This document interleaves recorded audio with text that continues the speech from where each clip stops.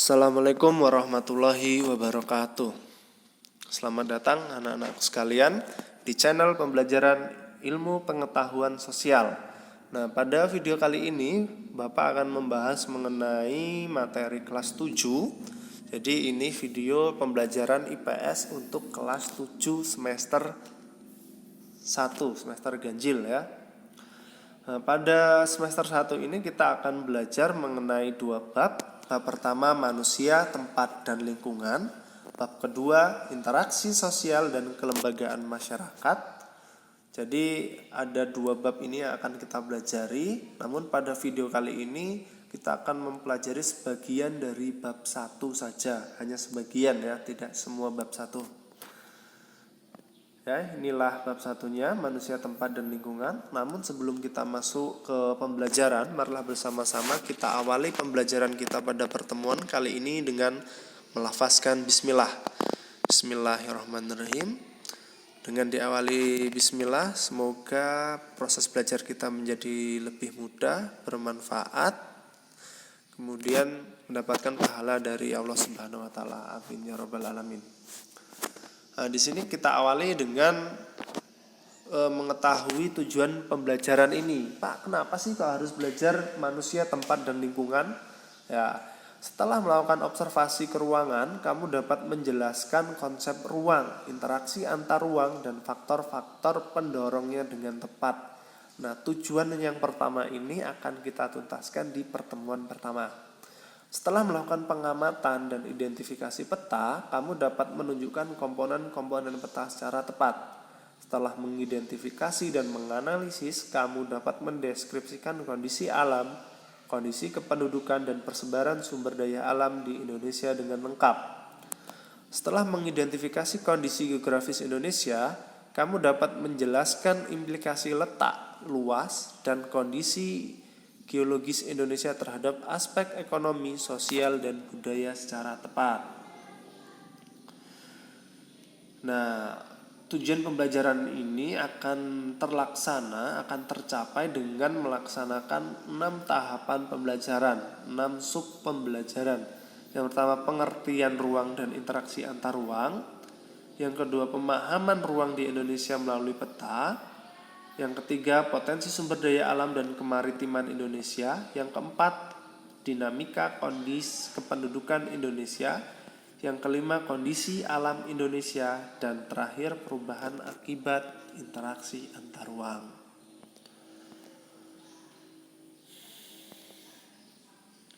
Pengertian ruang dan interaksi antar ruang. Sudah terbayangkan oleh kalian belum pengertian dari ruang itu? Pengertian ruang itu sudah terbayangkan belum? Kira-kira apa sih yang dimaksud dengan ruang? Coba pejamkan mata kalian, kemudian ketika dengar kata ruang, apa yang tergambarkan di kepala kalian ketika merem? Sudah? Apa? Mungkin ada yang menjawabnya dengan ruang tamu, ruang belajar, ruang makan, ruang bermain, ruang kerja yang ada di rumah kalian. Ya, karena baru seperti itulah pemahaman ruang yang kalian pahami, yang kalian mengerti ya. Apapun yang kalian bayangkan mengenai ruang itu, ruang waktu, ruang dunia lain itu semuanya benar untuk kalian sendiri. Nah, pada saat pembelajaran IPS ini kita akan menyepakati apa yang dimaksud dengan ruang. Ruang adalah tempat di permukaan bumi, baik secara keseluruhan maupun sebagian yang digunakan oleh makhluk hidup sebagai tempat tinggal. Tempat di permukaan bumi, baik secara keseluruhan maupun sebagian. Nah, ruang tamu kalian ada di mana? Sebagian dari permukaan bumi adalah ruang tamu rumah kalian masing-masing. Adalah ruang makan kalian masing-masing, ruang bermain kalian masing-masing. Iya kan? Ruang makan sebagian tempat yang ada di permukaan bumi. Berarti benar. Nah, untuk pengertian ruangnya sudah. Jelas ya, cukup jelas ya, Bapak rasa jelas lah, nggak susah kok memahaminya. Ruang adalah tempat di permukaan bumi, baik secara keseluruhan maupun sebagian yang digunakan oleh makhluk hidup sebagai tempat tinggal. Berarti bukan hanya rumah. Misalnya binatang rumahnya di mana? Di hutan. Hutan juga termasuk ruang. Atau yang lebih luas lagi, misalnya satu pulau, Pulau Sumatera ini juga ruang, Pulau Jawa ini juga termasuk ruang, di mana itu adalah sebagian dari permukaan bumi. Jadi pulau itu tadi juga bisa disebut sebagai ruang. Begitu juga negara. Negara juga bisa disebut ruang. Benua juga bisa disebut dengan ruang. Nah, di sini kemudian faktor-faktor yang mempengaruhi terjadinya interaksi antar ruang. Yang pertama itu bisa dibuka di buku kalian. Jika kalian sudah memegang buku yang dari dinas, itu ada di halaman 5. Jadi yang pertama itu faktor yang mempengaruhinya adalah saling melengkapi. Ya, saling melengkapi. Dari gambar ini kita bisa tahu bahwa wilayah A dan wilayah B ini saling melengkapi. Wilayah A menghasilkan sayuran tapi tidak menghasilkan beras atau menghasilkan berasnya sedikit. Wilayah B menghasilkan beras tetapi tidak menghasilkan sayuran atau menghasilkan sayuran tapi sedikit. Karena wilayah A kekurangan beras dan kelebihan sayuran, wilayah B sebaliknya kekurangan sayuran dan kelebihan beras, maka mereka saling melengkapi dengan menjual, wilayah A menjual sayuran ke wilayah B menjual beras ke wilayah A. Ini saling melengkapi, punya keunggulan masing-masing. Jadi satu daerah itu tidak bisa untuk berdiri sendiri, tidak bisa hidup tanpa daerah yang lain. Misalnya di Rawajitu Utara ini terkenal dengan apanya? Misalnya berasnya. Apakah hanya dengan beras saja cukup? Cukup, Pak. Kalau lauknya kan sudah ada dari sawah, banyak ikan-ikan. Terus minyak gorengnya juga bisa mengelola sendiri, banyak kelapa sawit. Terus kalian kalau sekolah naik apa? Naik sepeda? Ada pabrik sepeda di Rawajitu Utara? Naik motor? Ada pabrik motor di Rawajitu Utara. Kemudian bahan bakarnya seperti minyak, bensin, pertalit, pertamax, premium. Nah, ada di sini yang jualnya banyak yang menjual, tetapi dari mana? Dihasilkan oleh daerah lain yang memiliki sumber tambang, ya, pertambangan minyak. Dan kebetulan di Rawajitu Utara ini belum ada. Jadi masih membutuhkan daerah lain. Itu saling melengkapi ya. Kemudian yang kedua, kesempatan antara. Nah, bisa dilihat di halaman 6. Kesempatan antara merupakan suatu lokasi yang menawarkan alternatif lebih baik sebagai tempat asal maupun tempat tujuan. Jika seseorang akan membeli suatu produk, maka ia akan memperhatikan faktor jarak, biaya, dan biaya untuk memperoleh tersebut. Contohnya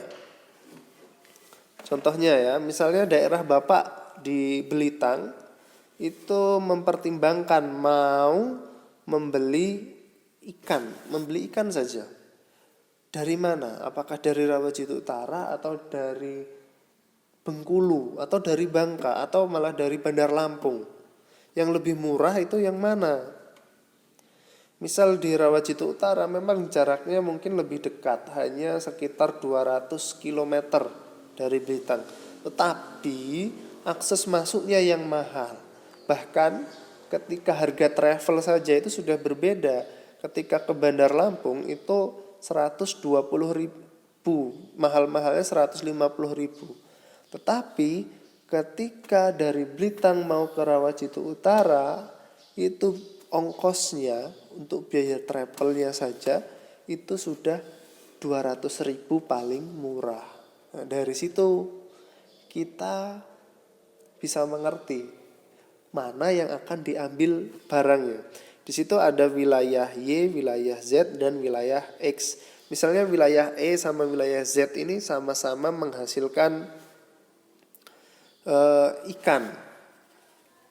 Sama-sama menghasilkan ikan. Wilayah X itu biaya perjalanannya 200.000, wilayah Y 150.000. Pilih yang mana? Pasti akan memilih yang Y untuk mendapatkannya.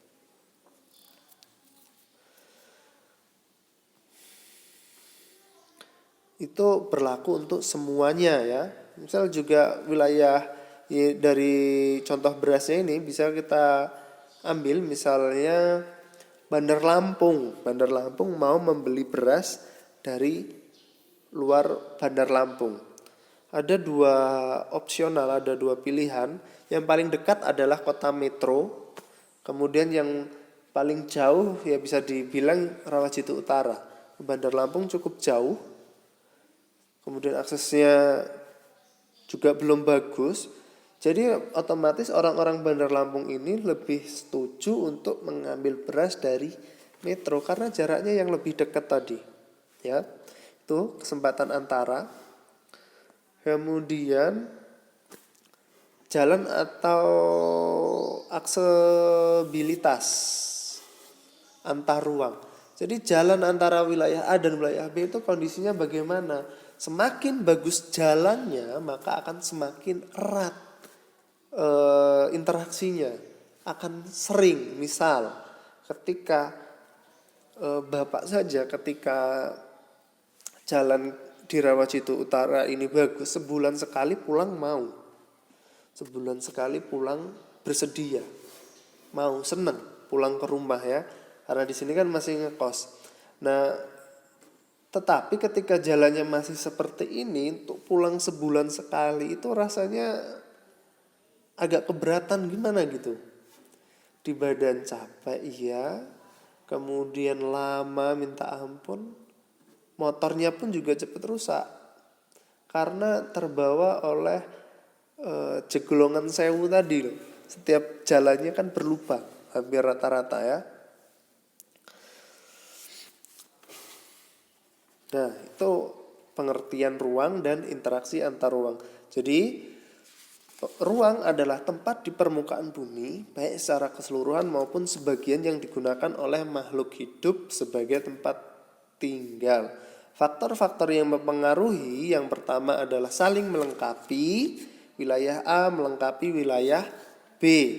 Kemudian faktor yang kedua, kesempatan antara, mencari mana yang lebih murah, mana yang lebih menguntungkan.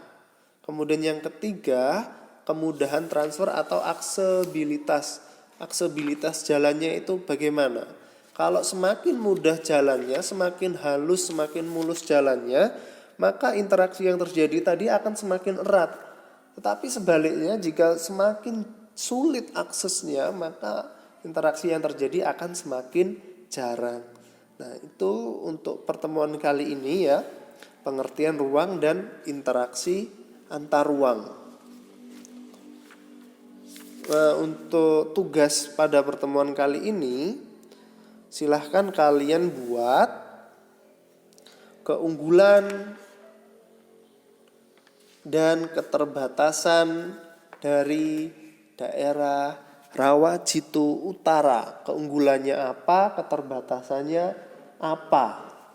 Jadi produk-produk yang diunggulkan di Rawajitu Utara itu apa? Yang ada di Rawajitu Utara yang bisa dijual ke luar daerah.